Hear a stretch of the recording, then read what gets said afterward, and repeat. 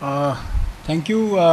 Always a pleasure to be a part of ASSOCHAM gathering, either as knowledge partners or as sponsors. But I must really appreciate the kind words said. And let me just say, when you hear so many sectors, what I actually I work on public-private partnerships.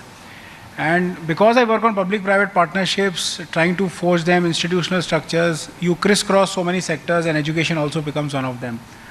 So, ladies and gentlemen, honorable dignitaries on the dais, it's my proud privilege, and I have a very brief presentation. It's more like a, kind of a snapshot and what exactly needs to be done in the context of the topics which you are talking, which is ICT and Come to India, as also what are some of the gaps which are emerging in India, which not only forms an opportunity for education sector within India, but forge collaborations because some of the expertise, branding, skill development, etc., maybe some of the niche in your own countries where you can benefit by forging these kind of an alliances.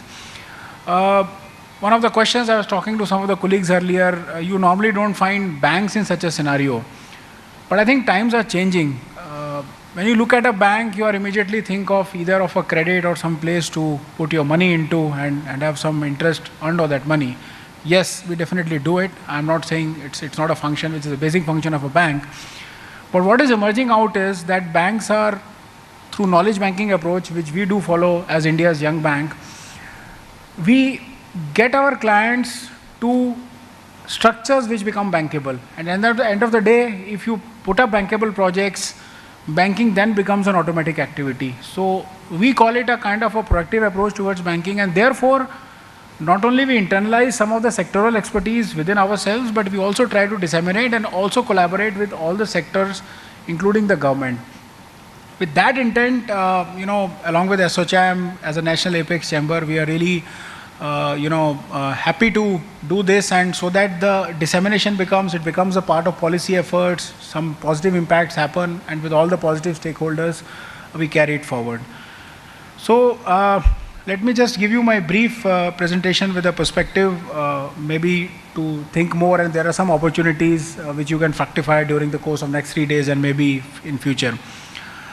We need holistic education in India, especially the fact that changing dynamics in the last 10 to 15 years have been very fast. While we have had a very solid base of education historically, Indians typically like to study and like to study well, which continues and will remain our core strengths. But fact is that some fine-tuning in terms of what our economic growth is leading into, what the world dynamics are leading into, that's what polishing up, and that's what the new institutes, etc., when we are coming up, new curriculums are likely to offer. Access is an issue. Quantitative expansion in enrollment can be attained through expansion in the number of higher learning institutions, and we see more and more institutions coming up. Many of them are present here. Significant inter-regional disparities in enrollment rate which needs to be reduced. This is a big challenge. You have concentrated pockets where probably there is an over-concentration of institutes, probably, or the places where you tend to see that some of the areas of the country where people are just not enrolling, and we need to carry it over there, which also is an issue which Mr. Vinay Rai raised, that you have to put all parts of society into that spectrum. Inclusiveness, again, very important, already mentioned, Mr. Rai did mention, but we have significant rural-urban disparities in enrollment. Our GOs are being 1.7 higher, 7 times higher in the urban areas compared to that in the rural areas. So that's a policy challenge, and that's, we believe, is attainable through public-private partnerships. Also among scheduled castes and scheduled tribes, which are some of the areas where we need to inject and more empowerment efforts, it is less than the national average. And male-female divide in terms of GER is still very high. So, which I think these are the areas which also offers opportunities, but they are challenges as we speak.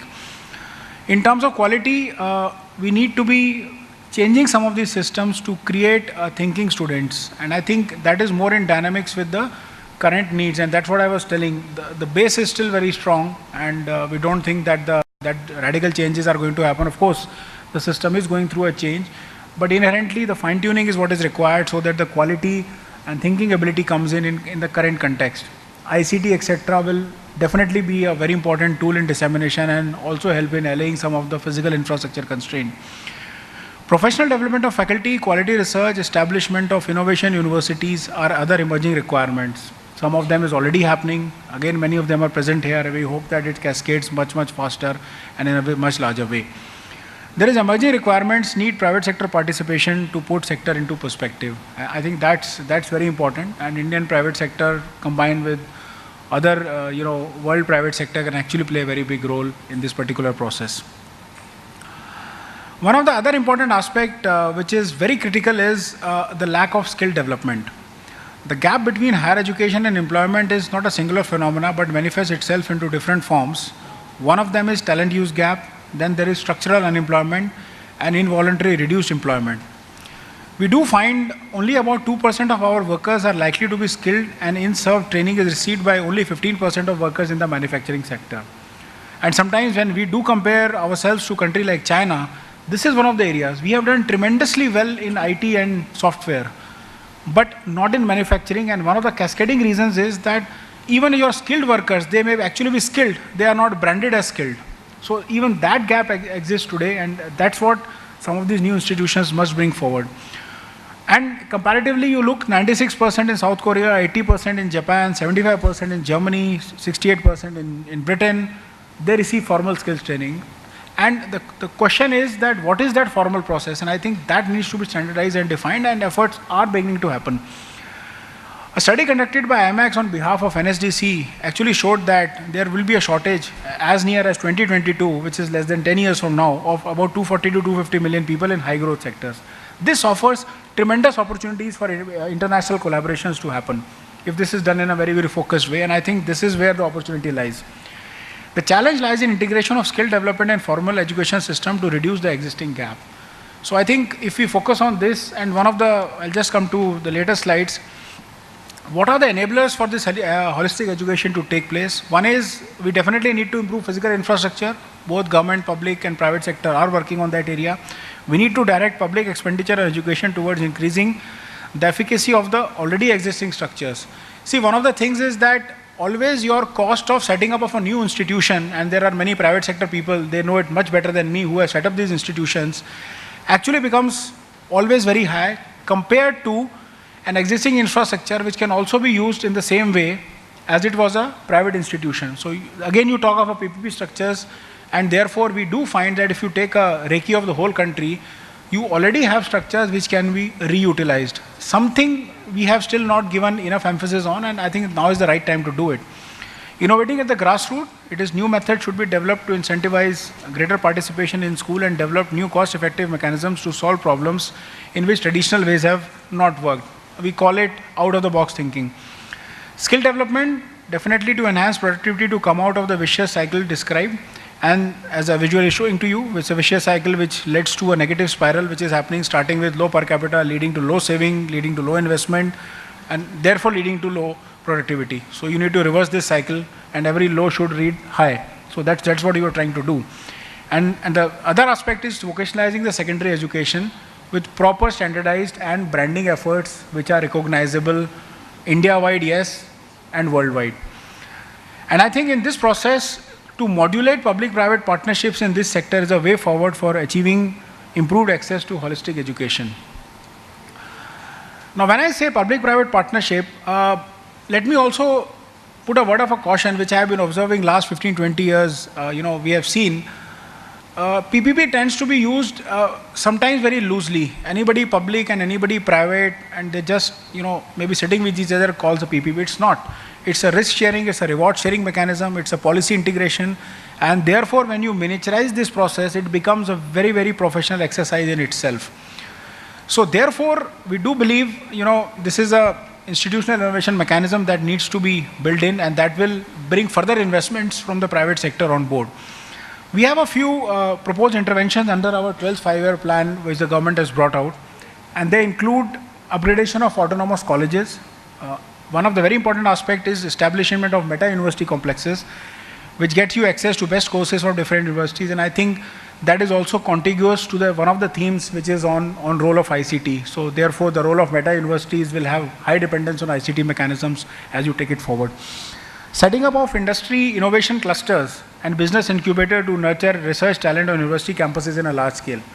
again, the challenge here is when you set up these clusters, the PPP mechanism has to be robust. There has to be a transparent mechanism on how you are selecting your private sector partner. Because unless that is done, either you will have a problem of transparency going forward in terms of whom you selected, or even if you are selected, the quality of the person you have selected and his efficiency and manageability to run that particular program which you intended out of this cluster will be an issue. So this is, I think, a challenge which the government is taking up in a right way, and we hope that the progressive nature of the government along with the progressive private sector, and again this offers tremendous opportunities both for Indian corporate sector as well as the world corporate sector. And lastly, we have establishment of institutes of higher learning, skill training and development. So innovative PPP models include basic infrastructure, reverse outsourcing, equity hybrid model and outsourcing model, all encompassed using the link of PPP.